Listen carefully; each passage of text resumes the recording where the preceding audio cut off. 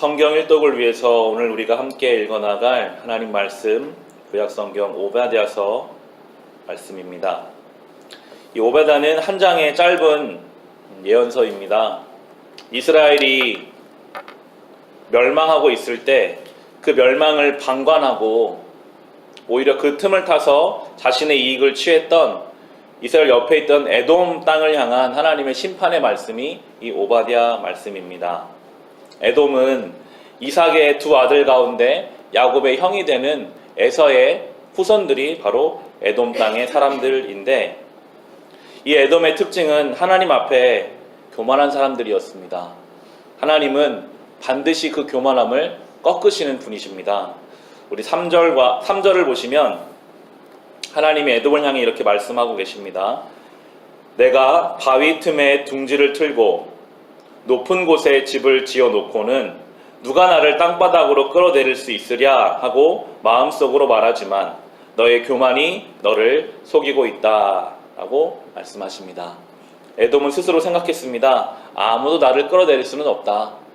나는 이미 집을 지었고 내가 원하는 삶을 살고 있기 때문에 나는 아무도 나의 이 삶의 안전함을 빼앗을 수 없다라고 교만한 마음을 가지고 있었는데, 하나님 말씀하시죠. 4절을 보시면 내가 독수리처럼 높은 곳에 보금자리를 꾸민다 하여도, 내가 별들 사이에 둥지를 튼다 하여도 내가 너를 거기에서 끌어내리고야 말겠다. 나 주의 말이다 라고 말씀하십니다.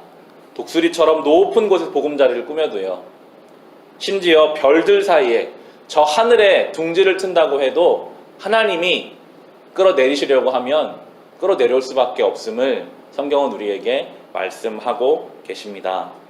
주님 앞에 우리는 겸손해야 합니다. 여기까지 온 것이 하나님의 은혜입니다.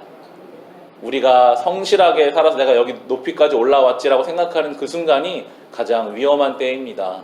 날마다 이렇게 주님 앞에 나와서 주님, 오늘도 하나님 은혜로 내가 삽니다. 하나님이 나를 내리시면 언제든지 내려갈 수밖에 없습니다 라는 고백으로 우리가 살아가야 하겠습니다. 에돔을 향한 심판의 좀 더 구체적인 이유가 나오게 되는데요. 10절 보시면 내 아우 야곱에게 저지른 그 폭행 때문에 내가 치욕을 당할 것이며 아주 망할 것이다 라고 말씀하십니다. 형제의 민족인데 이스라엘이 이방 민족들의 침략을 당할 때 이 에돔은 도와주는 것이 아니라 오히려 동조했습니다. 침략을 당할 때 그 옆에서 좀 더 이익을 취하려고 함께 쳐들어와서 약탈해 갔습니다. 하나님이 그것을 다 알고 계시고 다 보고 계셨습니다.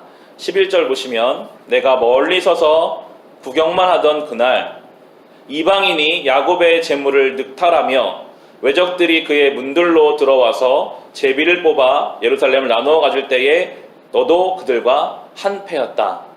내 형제의 날 그가 재앙을 받던 날에 너는 방관하지 않았어야 했다. 유다 자손이 몰락하던 그날 너는 그들을 보면서 기뻐하지 않았어야 했다. 그가 고난받던 그날 너는 입을 크게 벌리고 웃지 않았어야 했다. 나의 백성이 패망하던 그날 너는 내 백성의 성문 안으로 들어가지 않았어야 했다. 나의 백성이 패망하던 그날 너만은 그 재앙을 보며 방관하지 않았어야 했다. 나의 백성이 패망하던 그날 너는 그 재산에 손을 대지 않았어야 했다 라고 말씀하고 계십니다. 얼마나 죄악을 범했는지 하나님께서는 그 에돔의 모습을 다 보고 계시고 다 기억하고 계셨습니다. 이스라엘이 외적에 의해서 멸망했을 때 아마도 억울했을 것입니다. 아무리 우리가 죄를 지었지만 그래도 하나님 백성인데 왜 우리가 하나님도 믿지 않는 저 이방인들에게 망해야 하는가? 저 옆에 있는 에돔이라는 나라는 형제 민족이면서 그 틈을 타서 왜 우리 재산을 다 빼앗아 가는가? 하나님은 무엇을 하고 계시는가? 억울해할 수도 있었을 것이지만 오늘 성경의 말씀처럼 하나님은 다 알고 계셨습니다. 다 보고 계셨습니다. 15절을 보시면요, 내가 모든 민족을 심판할 주의 날이 다가온다. 내가 한 대로 당할 것이다. 내가 준 것을 내가 도로 받을 것이다 라고 말씀하시면서 하나님의 때가 되면 하나님이 모든 것을 갚으실 것이고 제자리로 돌려놓으실 것이고 잘못된 것은 바로잡으실 것이라고 분명하게 말씀하고 계십니다. 우리의 삶이 그렇습니다. 때로 우리가 이 믿음의 길을 가지만 믿지 않는 사람들, 저 세상의 권세들이 더 커 보일 때가 있습니다. 하나님은 내 기도를 안 들으시고 뭘 하시나? 왜 내 삶에 이런 어려움이 있고 오히려 믿지 않는 사람들은 더 잘 되는 것 같은 이때에 우리는 억울해할 필요가 없는 것입니다. 하나님이 다 알고 계시거든요. 다 보고 계십니다. 하나님의 때에 갚으실 것입니다. 하나님의 때에 바로 잡으실 것입니다.